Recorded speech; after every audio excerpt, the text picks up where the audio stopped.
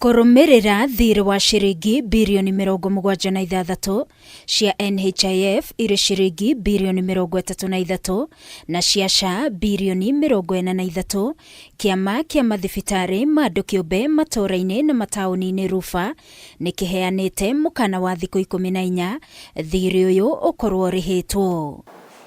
Kiama giki kirenda ruhonge rwa SHA rurihe thiirĩ wa NHIF na thiirĩ wa SHA gicunji kia 50 gia thiirĩ uria uriho wa ciringi birioni 43 kumbo gwa kamiti ya guthikiriria mateta megi SHA gatagati ka MANGI. Kulipa mara moja madeni ya NHIF kwa mujibu wa agizo la Rais, kulipa angalau 50% ya madeni ya SHA ya bilioni 43 ndani ya siku 14.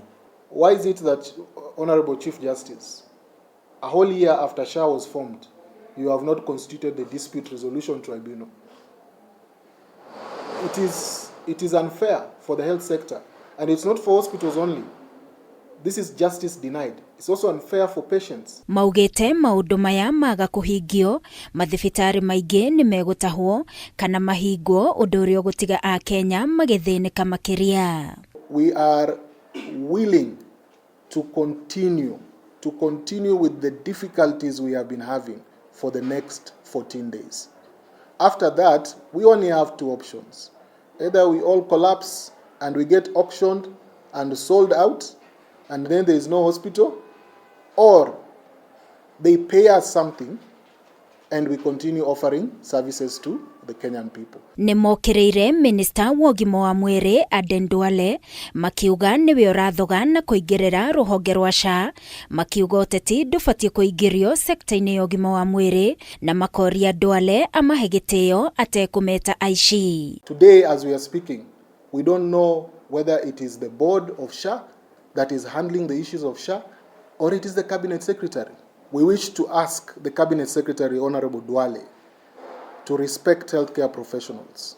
I want to ask His Excellency the President, the more you keep calling Kenyan hospitals thieves, the more you keep calling Kenyan doctors thieves, you are hurting your own UHC agenda. Na hari mathibitari makiria ma 1,000 maria merega kuhingwo, RUPHA yugite nyingi cia thibitari ici ni cia maigirira na imwe cia hingitwo mwaka wa 2022. When he recently published 1,198 facilities, we were shocked. 998 of those hospitals in quotes, they are not hospitals, were closed in 2022.